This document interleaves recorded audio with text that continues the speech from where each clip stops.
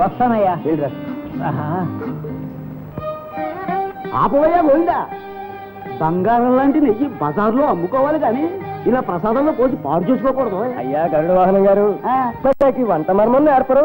అమ్మమ్మమ్మ, వంట మర్మం వైద్య మర్మం అన్నారు. ఆ తర్వాత నేర్చుకుంటున్నాను కానీ ముందు ఈ డబ్బా బజారుకు వెళ్లే విధానం అది నాకు తెలుసండి గరుడ వాహనం గారు.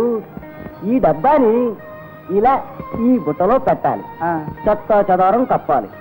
ఆ తర్వాత బయట పారవేస్తున్నట్టు ఇలా ఇలా ఇలా పట్టుబడాలరా. ఇన్నాళ్ళు మిమ్మల్ని ఒక కంట కనిపెడుతూనే ఉన్నాను, ఇప్పటికి దొరికారు. పదండి ధర్మకర్త గారి దగ్గరికి. ఎందుకా?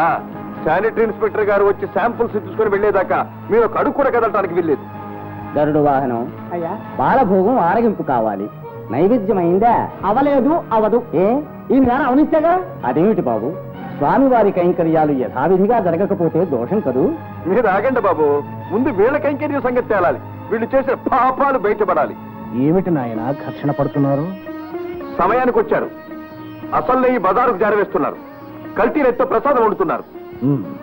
ఇన్ని ఘోరాలు జరుగుతున్నాయన్నమాట. ఇంకా ఎన్నో ఘోరాలు జరుగుతున్నాయి.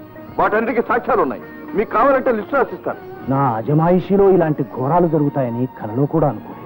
కళ్ళెదిటే కనబడుతున్నాయిగా. శానిటరీ ఇన్స్పెక్టర్ గారు వచ్చి కల్తీని రుజువు చేస్తారు. ఆయన ఎప్పుడు వస్తాడో? బాలభోగం ఆలస్యం కాకూడదు. అది నిజం.